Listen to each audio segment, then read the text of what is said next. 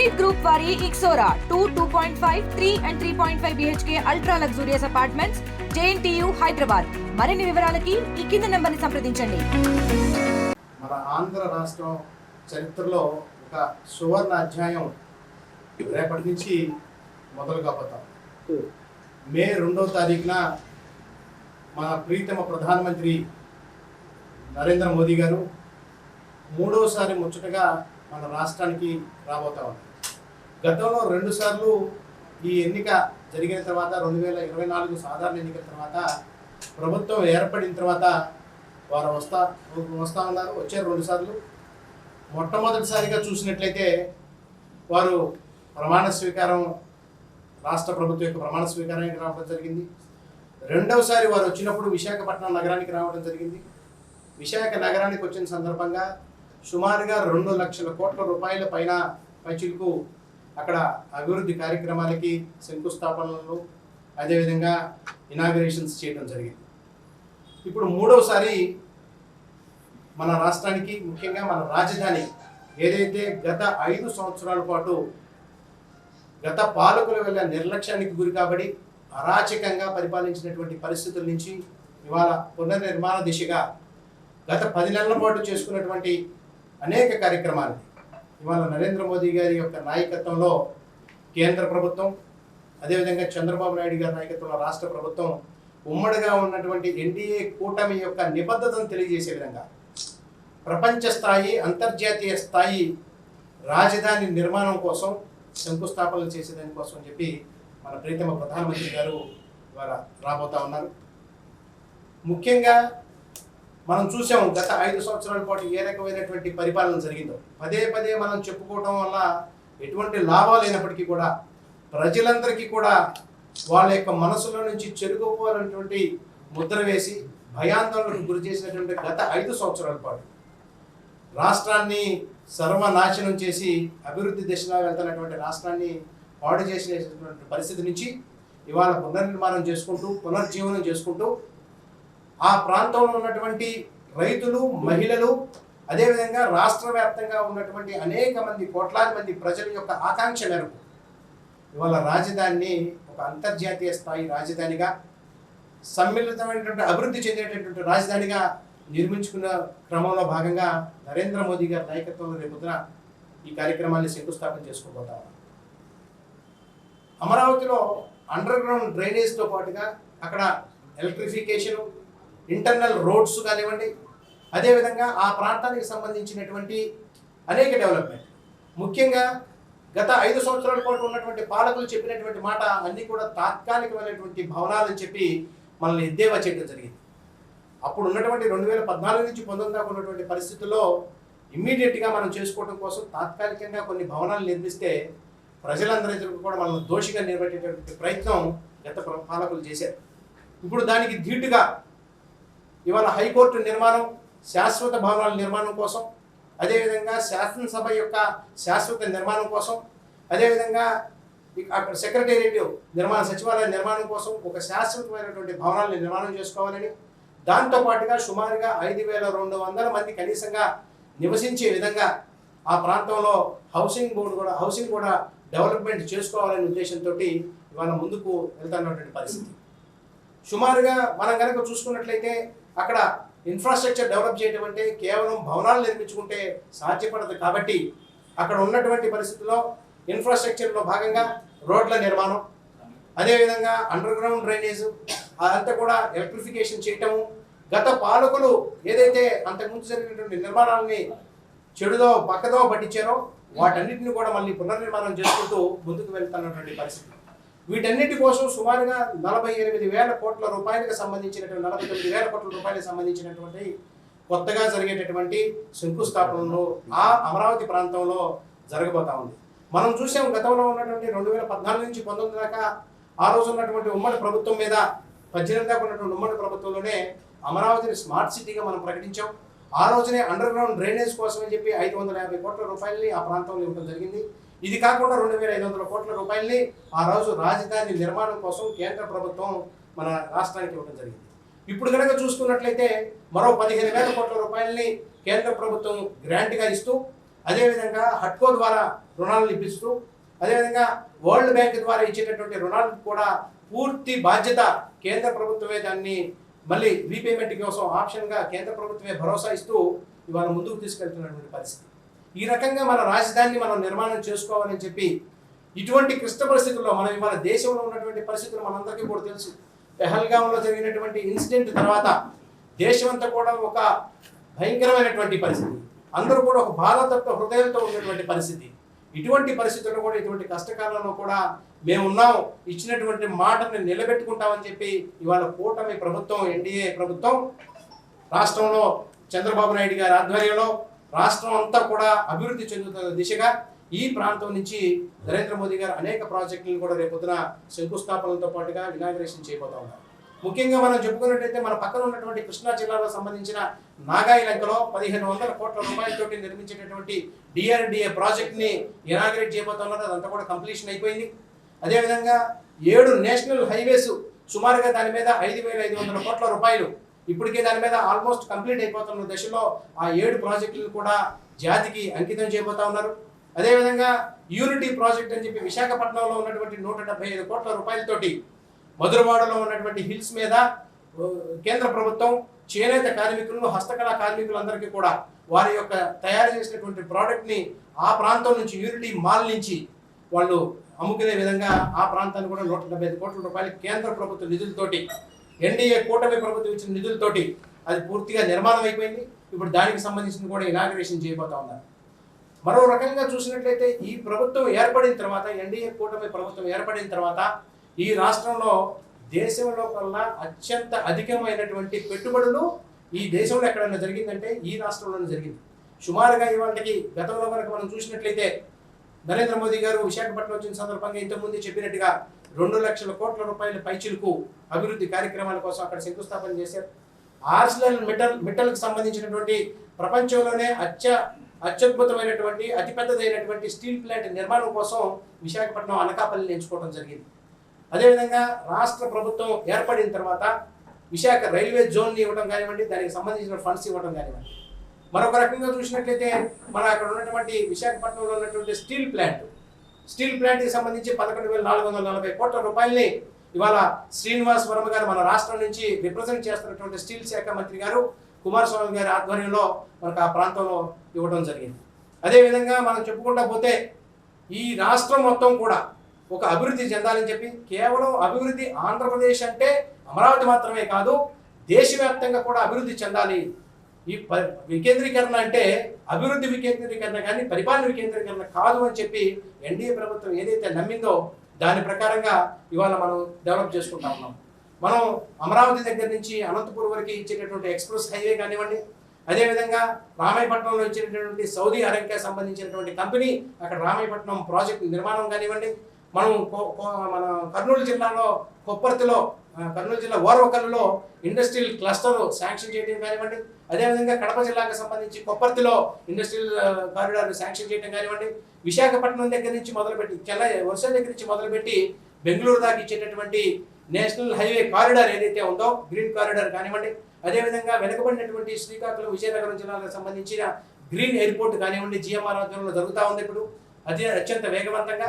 అదేవిధంగా మన ఉడాన్ స్కీమ్ కింద రాజమండ్రి, కర్నూలు, కడప ఇటువంటి ప్రాంతాల్లో చేసినటువంటి ఎయిర్పోర్ట్ల డెవలప్మెంట్ కానివ్వండి.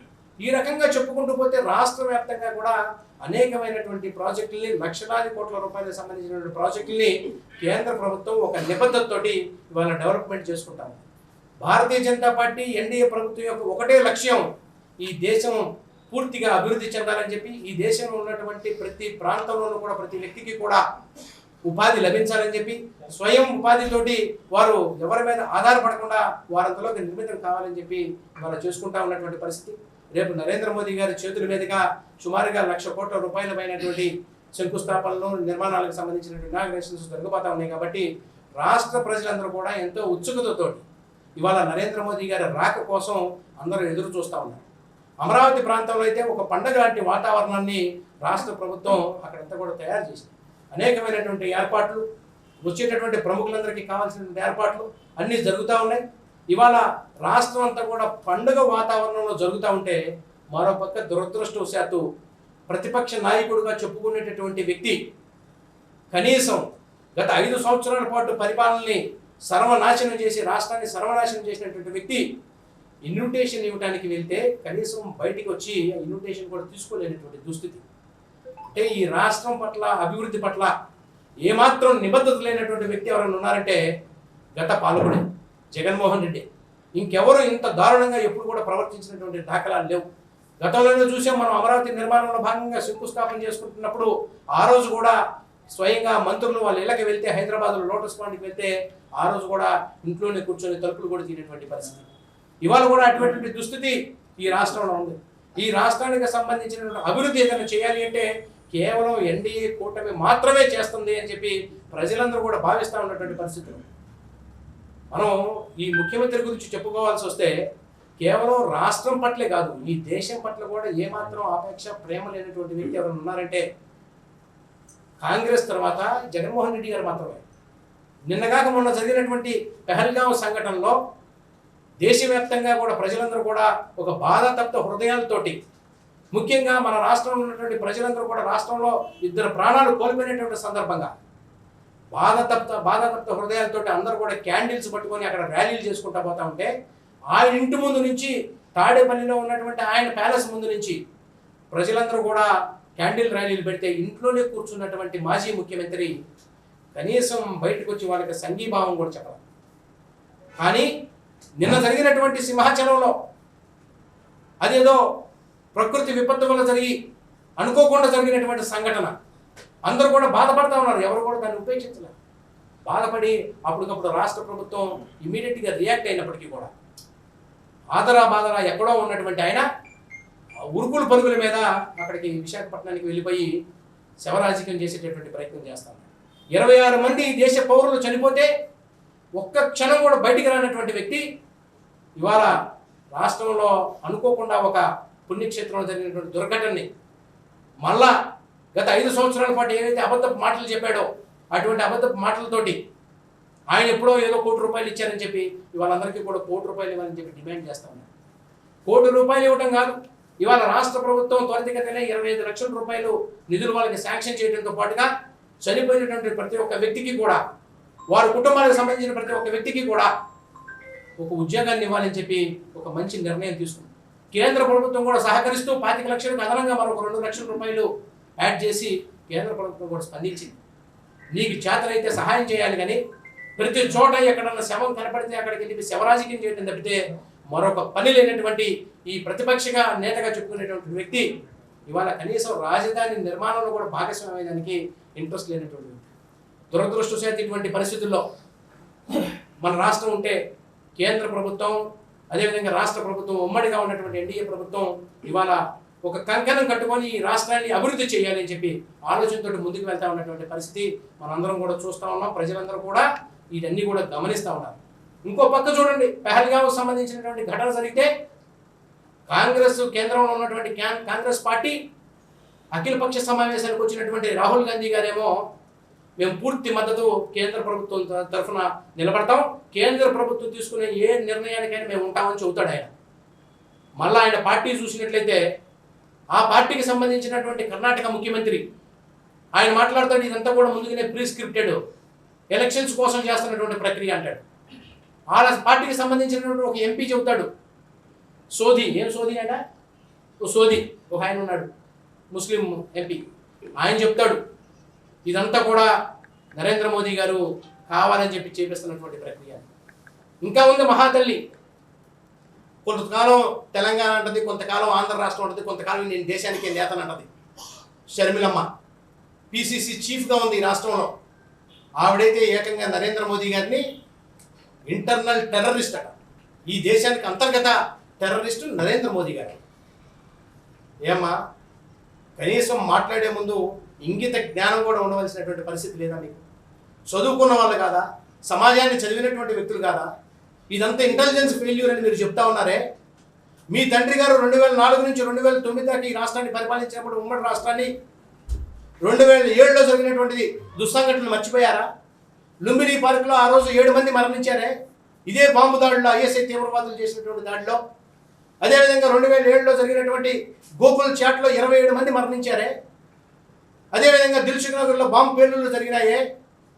ఏ రోజైనా మీరు బయటకు వచ్చి ఒక మాట స్పందించారా? మీరు కానీ మీ పార్టీకి సంబంధించిన వ్యక్తులు కానీ ఆ రోజు మేమేమన్నా మిమ్మల్ని ఇంటెలిజెన్స్ ఫెయిల్యూర్ కింద మాట్లాడామా? ఇంకా చెప్పుకోవాల్సి వస్తే మీ సోనియా గాంధీ, మీ రాహుల్ గాంధీ నేతృత్వంలో 2004 నుంచి 2014 దాకా సుమారుగా ఈ దేశంలో బాంబు దాడుల వల్ల 567 మంది చనిపోయారు. అది ముంబైలో జరిగినటువంటి పేలుళ్లు కానివ్వండి, అదేవిధంగా ఢిల్లీలో సినిమా థియేటర్లో జరిగిన పేలుళ్లు కానివ్వండి, కేరళలో జరిగినటువంటి బాంబు దాడి కానివ్వండి, కర్ణాటకలో జరిగిన బాంబు దాడి కానివ్వండి, అనేక రకాలుగా ప్రాణాలు కోల్పోయారు. ఆ రోజు దేశమంతా మీ వెనకాల నిలబడి మీ వెనకాల మేమంతా ఉన్నాము అని చెప్పి ప్రతిపక్ష పార్టీలతో పాటు అఖిలపక్ష సమావేశాలు ప్రతి సందర్భంలో చెప్పి మీతో పాటు కలిసి ప్రయాణం చేసినటువంటి పరిస్థితి. మీరు చరిత్ర తెలుసుకోకుండా, మీ తండ్రి యొక్క చరిత్ర, మీ పార్టీ యొక్క చరిత్ర తెలుసుకోకుండా మీ ఇష్టం వచ్చినప్పుడు పేరాపణ పేలితే భారతీయ జనతా పార్టీ, కేంద్ర ప్రభుత్వం, రాష్ట్ర ప్రభుత్వాలు ఊరుకోవు. మీలాంటి వాళ్ళని బయటకి ఈ దేశానికి ద్రోహుల్లాగా మిమ్మల్ని అందరూ కూడా ప్రజలందరూ కూడా ఇప్పటికే గుర్తించారు కాబట్టి మిమ్మల్ని ఈ దేశంలో ఈ పార్టీని, కాంగ్రెస్ పార్టీని ఈ దేశం నుంచి వెళ్ళగొట్టేటటువంటి ప్రయత్నం జరుగుతూ ఉంది. ముఖ్యంగా మరొక విషయం ఈ సందర్భంగా కూడా మనం చెప్పుకోవాలి. గత 5 సంవత్సరాల పాటు పరిపాలించినటువంటి ముఖ్యమంత్రితో పాటుగా ఆయన సోదరైనటువంటి ఈవిడ ఈ రకంగా మాట్లాడుతూ మొన్న జరిగినటువంటి పెహల్గాం సంఘటన తర్వాత పాకిస్తాన్ హై కమిషనరు ఒక ట్వీట్ చేశాడు. నరేంద్ర మోదీ గారు ఒక ఆయన చెబుతూ లండన్ సిటీలో ఆయన ఒక వీడియో తీసి పంపించాడు. ఏమని? మెడ తీసేస్తున్నట్టుగా నరేంద్ర మోదీ గారిది భారతదేశాన్ని మెడ తీసేస్తున్నట్టుగా చూపించారు. ఏదైతే పాకిస్తాన్ హై కమిషనర్, పాకిస్తాన్ తీవ్రవాదులు చెబుతున్నారో ఇవాళ కాంగ్రెస్ పార్టీ అదే పనులు చేస్తామని దేశంలో. నిన్న పెట్టినటువంటి ట్వీట్ కాంగ్రెస్ అఫీషియల్ హ్యాండిల్ నుంచి నరేంద్ర మోదీ గారి తల తీసేసినటువంటి ఫోటో పెట్టారంటే ఈ దేశం పట్ల మీకు ఎటువంటి గౌరవం ఉంది, ఈ దేశ ప్రధాని పట్ల ఎటువంటి ఆలోచన ఉందనేది తెలియజేస్తా ఉంది. మీరు చేసినటువంటి దాన్ని పాకిస్తాన్లో ఉన్నటువంటి తీవ్రవాదులు రీట్వీట్ చేశారు. రీట్వీట్ జరిగింది, అది మీ అందరికీ కూడా తెలుసు. అది రీట్వీట్ జరిగిందని జరిగిన తర్వాత దేశవ్యాప్తంగా ప్రజలందరూ కూడా ఆందోళన వ్యక్తం చేసి ట్విట్టర్లో మిమ్మల్ని దారుణంగా తిట్టిన తర్వాత సామాన్య ప్రజలందరూ తిట్టిన తర్వాత మీరు అప్పుడు ఆ ట్వీట్ని డిలీట్ చేసుకున్నారు. ఎంతటి దుర్మార్గమైనటువంటి పార్టీ అండి కాంగ్రెస్ పార్టీ. అసలు మీ వల్ల కదండి ఇటువంటి తీవ్రవాదులంతా కూడా వచ్చింది. 1947లో ఈ దేశాన్ని విడగొట్టి అరాచకంగా చేసినటువంటి తప్పుడు పనుల వల్ల కదా ఇవాళ ఈ పరిస్థితి వచ్చింది. పాకిస్తాన్ ఆక్యుపైడ్ కాశ్మీర్ని మీరు కదా ఇచ్చేసింది. ఇవాళ పాకిస్తాన్ ఏ రకంగా ఆక్యుపై చేసుకోగలిగింది? మీ వల్ల కదా, మీరు చేసినటువంటి తప్పులు కదా, మీ నెహ్రూ గారు, మీ ఇందిరాగాంధీ గారు, మీ రాజీవ్ గాంధీ గారు చేసినటువంటి తప్పుల వల్ల కదా. ఇటువంటి తప్పుడు పరిస్థితుల్లో కూడా వీటన్నిటిని కూడా దిగమింగుకొని దేశ ప్రజలందరూ కూడా మీకు సహకరించాలని ప్రయత్నం చేస్తూ ఉంటే మీరు ఈ రకమైన తప్పుడు మాటలు మాట్లాడుతూ ఉన్నారు. ఇటువంటి వాళ్ళు ఎవరైనా కనుక పాకిస్తాన్ ప్రేమికులు ఎవరైనా ఉంటే ఈ దేశాన్ని వదిలి పాకిస్తాన్కి వెళ్ళిపోయేదానికి అన్ని ఏర్పాట్లు కూడా మీకు చేస్తాం. మీరు సర్దుకొని ఇక్కడి నుంచి వెళ్ళిపోవచ్చు. ఇటువంటి వాళ్ళు ఈ దేశంలో ఉండడానికి అర్హత లేనటువంటి వాళ్ళు. ఇటువంటి కాంగ్రెస్ పార్టీని ఈ ప్రజలందరూ కూడా చేదరించుకున్నారు. అప్పటికే ఈ దేశంలో పరిపాలించే హక్కు కాదు కదా, నివసించే హక్కు కూడా లేనటువంటి పార్టీ నాయకులు, కాంగ్రెస్ పార్టీ నాయకులు. ఇంతటి దుర్మార్గమైనటువంటి పరిస్థితులు దేశవ్యాప్తంగా కూడా ఉన్నాయి. కాబట్టి ప్రజలందరూ కూడా విజ్ఞతతోటి, సంస్కారంతో ఇవాళ దేశం మొత్తం కూడా అభివృద్ధి చెందాలి అనే ఆలోచనతో ఇవాళ ప్రపంచంలోనే ఒక అద్భుతమైనటువంటి ఎకానమీగా మనం వెళ్తా ఉన్నటువంటి పరిస్థితిలో అందరూ కూడా ఎన్డీఏ ప్రభుత్వ కూటమికి మద్దతుగా నిలబడ్డారు. సంతోషం. మనందరం కూడా ఇవాళ నరేంద్ర మోదీ గారి వెనకాల నిలబడి ఈ దేశం యొక్క స్థితిని అత్యంత గౌరవనీయమైనటువంటి స్థితిగా మార్చేటటువంటి ప్రక్రియలో నరేంద్ర మోదీ గారు తీసుకునేటటువంటి ఏ స్టెప్కైనా సరే నిలబడవలసినటువంటి బాధ్యత కూడా మనందరం కూడా ఉందని చెప్పి తెలియజేస్తూ రేపు వచ్చేటటువంటి నరేంద్ర మోదీ గారికి పెద్ద ఎత్తున ఈ రాష్ట్ర ప్రజలందరూ కూడా స్వాగతం పలికేదానికి సన్నద్ధంగా ఉన్నారు. భారతీయ జనతా పార్టీ కార్యకర్తలు, తెలుగుదేశం కార్యకర్తలు, జనసేన కార్యకర్తలు, మిత్రులు కూడా అందరూ కూడా రేపు పొద్దున కార్యక్రమానికి వచ్చి దాన్ని విజయవంతం చేసేదానికి అందరూ సిద్ధంగా ఉన్నారని తెలియజేస్తారు. ఏప్రిల్ 2వ తారీఖున నరేంద్ర మోదీ గారు ఆంధ్రప్రదేశ్ని పునర్నిర్మాణంలో భాగంగా అమరావతి రాజధానికి ఇచ్చేస్తా ఉన్నారు. వారి శంకుస్థాపనలు, అదేవిధంగా ఇనాగ్రేషన్స్ చేసేదానికోసం అని చెప్పి ఆవిష్కరణ చేసేదానికోసం వస్తూ ఉన్నారు. దీనికి రాష్ట్ర ప్రభుత్వం ఎన్నో ఏర్పాట్లు చేయడం జరిగింది. ప్రధానమంత్రి గారు మధ్యాహ్నం 3 గంటలకి విజయవాడ గన్నవరం ఎయిర్పోర్ట్కి వారు చేరుకొని అక్కడి నుంచి హెలికాప్టర్ ద్వారా మన వెలగపూడిలో ఉన్నటువంటి సచివాలయానికి వెనక ఉన్నటువంటి 250 ఎకరాల్లో నిర్మించినటువంటి వేదిక వద్దకి వారు హెలిప్యాడ్ ద్వారా అక్కడ ఉన్నటువంటి తయారు చేసిన హెలిప్యాడ్కి వస్తారు. అక్కడి నుంచి ప్రజల మధ్యగా వారు ప్రజలందరూ కూడా అభివాదం చేసుకుంటూ ఆ స్టేజ్ దగ్గరికి వెళ్ళి ఆ కార్యక్రమాన్ని ఒక గంట సేపు సుమారుగా 3:30 నుంచి 4:45 దాకా, 1:15 నిమిషాల సేపు ఆ కార్యక్రమాన్ని నిర్వహించి ఇనాగరేషన్ చేసి ప్రజలకు ఒక మంచి సందేశం ఇచ్చేదానికి వారు రేపు రాబోతా ఉన్నారు. కాబట్టి వారందరినీ కూడా స్వాగతిస్తూ మనందరం కూడా రేపొద్దున తరలి వెళ్ళాలని చెప్పి మనం అందరం కూడా కోరుకుంటాం. మరిన్ని వీడియోస్ కోసం ఛానల్ ని సబ్స్క్రైబ్ చేయండి. లేటెస్ట్ అప్డేట్స్ కోసం వాట్సాప్ ఛానల్ ని ఫాలో అవ్వండి. ఆ లింక్ డిస్క్రిప్షన్ లో ఉంది.